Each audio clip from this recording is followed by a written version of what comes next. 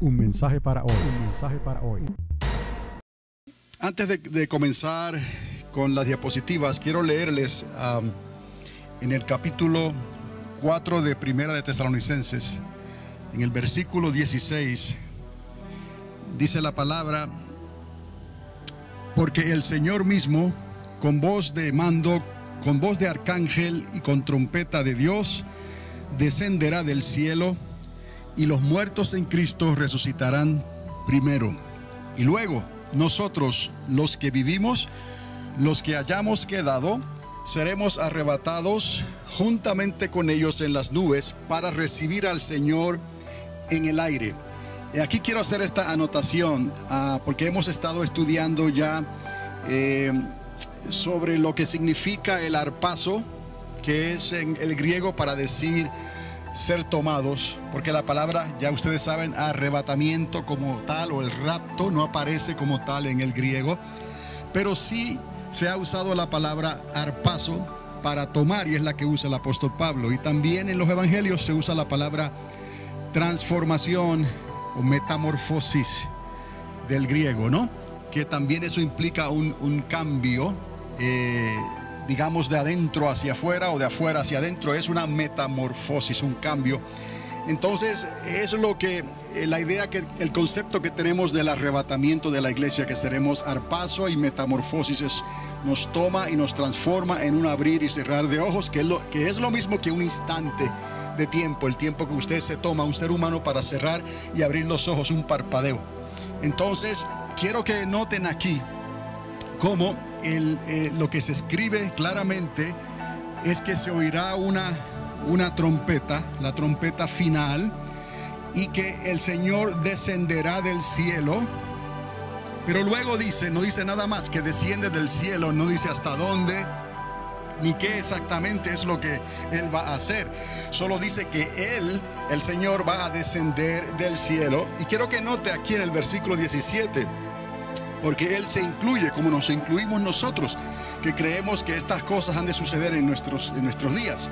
Pues Pablo se incluyó cuando él escribió y dijo: nosotros, los que vivimos, los que hayamos quedado. Quiere decir que va a haber un remanente, un grupo de personas que van a estar preparadas. Esa es la idea, que estemos preparados para cuando esa trompeta final resuene desde los cielos. Y cuando hablamos de los cielos, también les dije algo, y quizás podamos por lo menos mencionar esto, que el apóstol Pablo también habla él mismo de un tercer cielo. Vamos a considerar las cosas que nos son dadas en la Escritura. Si hay un tercer cielo, obviamente hay un primero y hay un segundo cielo. Entonces eso también lo tenemos que considerar en lo que estamos hablando. Pero por este versículo que les estoy hablando aquí, o estos dos versículos, vemos que el Señor desciende del cielo hasta cierto punto en el aire. ¿Estamos? Y luego nosotros, los que vivimos, los que quedamos, los que estemos preparados, dice, seremos arpazo, tomados, metamorfosis, transformados, y podemos decir también, deducir que seremos transportados, porque tenemos que ser transportados de donde estamos, y siendo tomados y transformados, posiblemente seamos transformados en luz, como la energía de la luz, para poder viajar y reunirnos con Él. Y he aquí lo que quiero que vean, que dice aquí: seremos tomados con ellos en las nubes para recibir al Señor en el aire. Eso es como decir, Él viene bajando, Él desciende desde lo que llamamos un cielo. Hay tres, por lo menos. Él desciende en el aire, se detiene, o nosotros comenzamos a subir justo antes o al mismo tiempo. Y el asunto es que nosotros somos transportados después de haber sido tomados y cambiados, me explico, transformados y transportados, y nos reunimos con Él en un lugar en el cielo. Ahí estamos. Entonces esto es necesario que lo entendamos también, porque ahora esto en cierta manera está más claro. Pensar nosotros de dónde puede venir el Señor, cómo va a manifestarse. Sabemos que Él va a venir en un momento dado y va a poner sus pies sobre el monte de los olivos, donde todo ojo le verá. Pero en este caso, Él viene como ladrón En la noche no se sabe la hora ni el día, el momento específico, y vendrá como ladrón para llevarse algo. ¿Qué es lo que va a llevarse él? Obviamente entonces entendemos que nosotros, los que fuimos tomados, transformados y transportados, digamos las 3T, ¿no? De tomados, harpazo, transformados, metamorfosis, ¿no? Y transportados a estar con el Señor en ese lugar en el aire. Yo quiero que note esto, porque es de suma importancia entender estas cosas. Nos ayuda a explicarlas mejor y luego a entender otras cosas que ya las hemos estudiado en el libro de Apocalipsis. Así que recuerde esto, este evento que va a ocurrir a la final trompeta.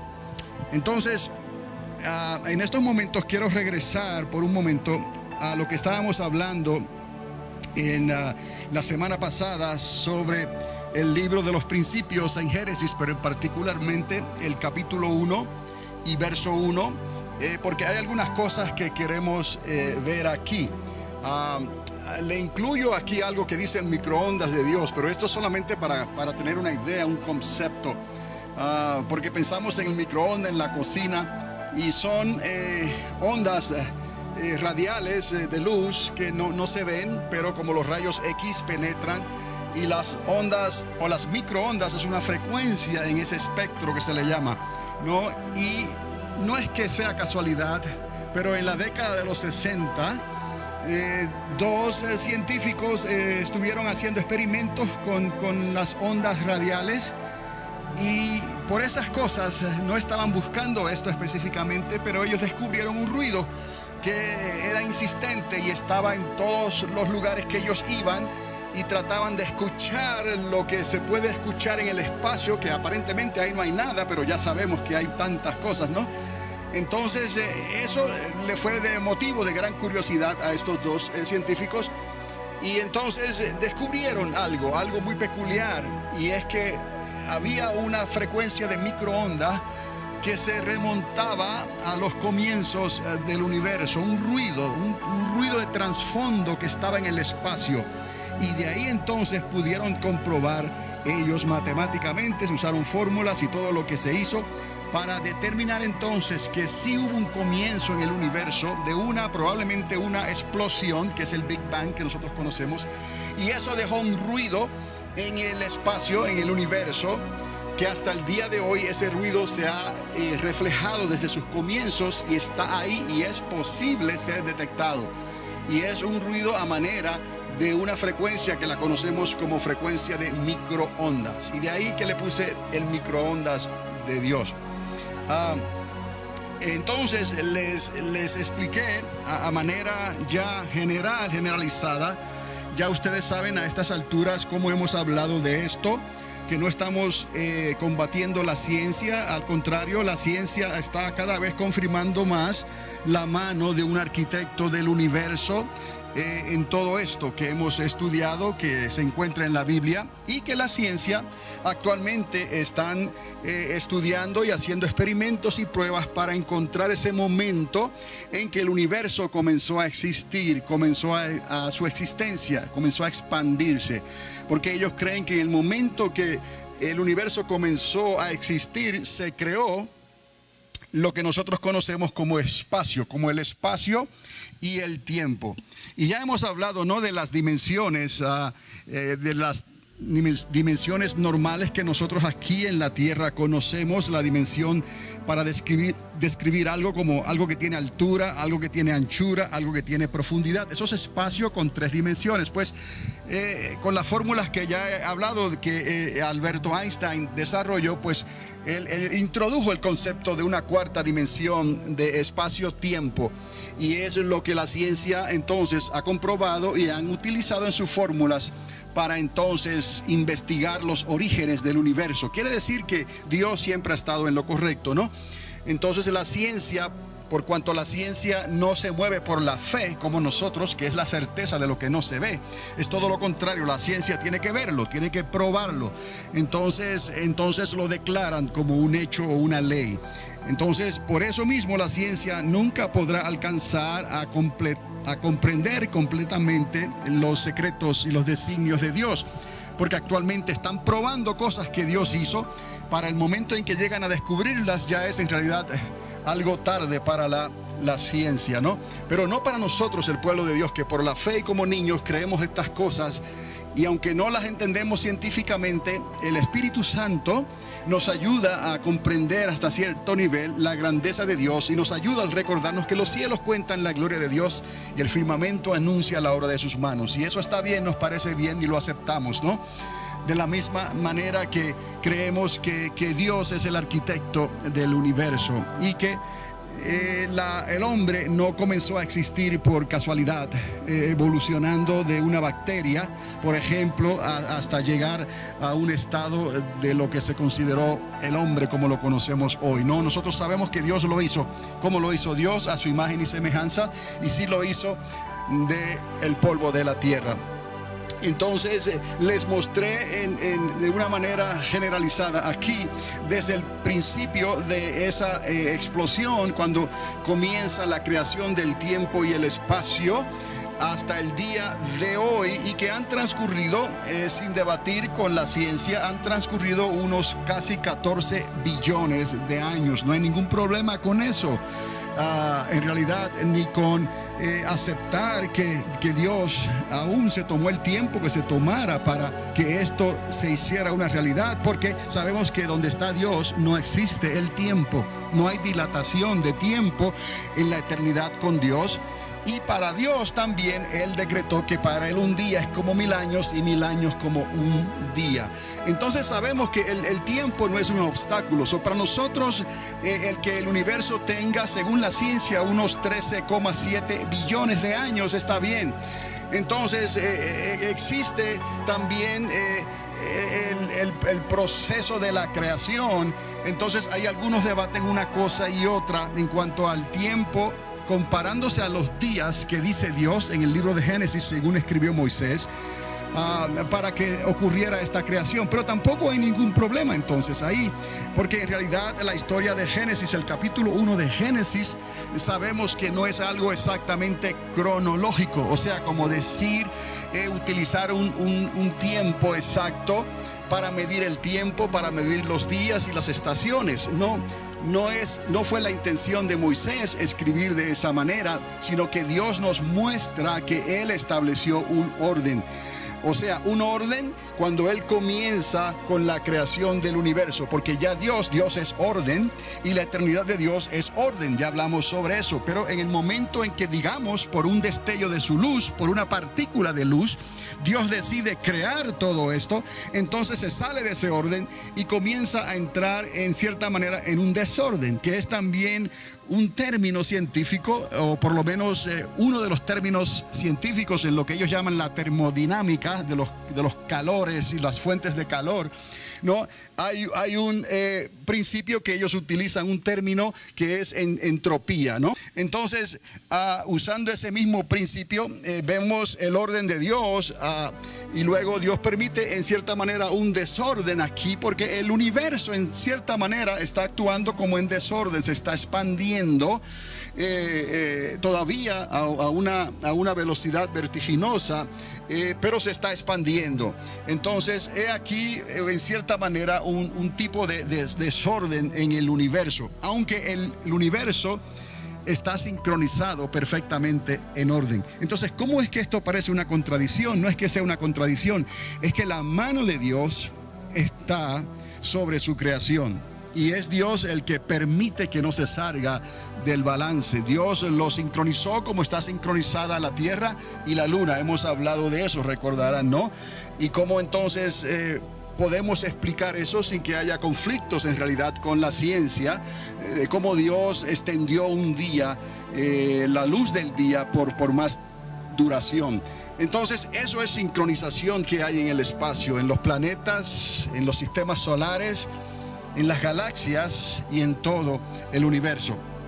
Ahora, mirándolo desde el punto de partida, donde es el estallido aquí de esa partícula de luz, entonces ocurren ciertas cosas que se van manifestando a lo largo del tiempo hasta el día de hoy. Estamos yendo desde el pasado aquí, por unos casi 14 billones de años hasta el día de hoy. Entonces lo que voy a hacer es que voy a presentarles algo aquí con las diapositivas más detenidamente para que usted pueda ver ese proceso. Como les mencioné nada más antes de concluir la semana pasada, sobre la inflación, es un periodo de tiempo donde ocurre una expansión exponencial. Eso quiere decir que en un instante el universo pudo definirse bastante, o sea, de una manera increíble para nosotros y aún para la ciencia hoy en día.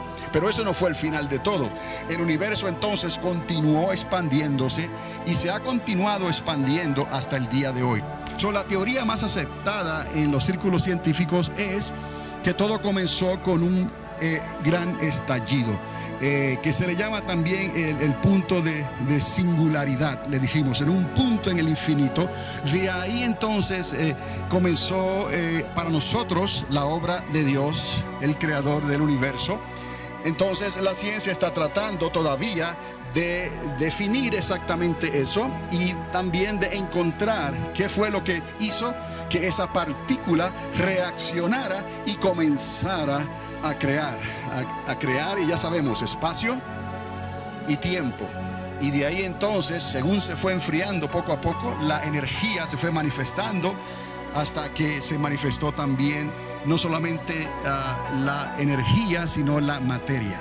Y de ahí entonces los átomos y las moléculas comenzaron a reaccionar unas con otras hasta que se fue haciendo algo gaseoso, y ahí siguió formándose el universo hasta que se formaron entonces las primeras estrellas, y de ahí las galaxias, y dentro de esas galaxias los sistemas solares con sus planetas, y de ahí entonces la Tierra, el planeta que Dios escogió y lo determinó desde antes del principio para que ahí existiera agua, oxígeno y las condiciones necesarias para que existiera la vida. Y es importante entender esto, que a veces leemos Génesis y no nos damos cuenta de ciertos detalles, pero es curioso notar que Dios le instruye a la tierra le instruye que produzca, a la misma tierra.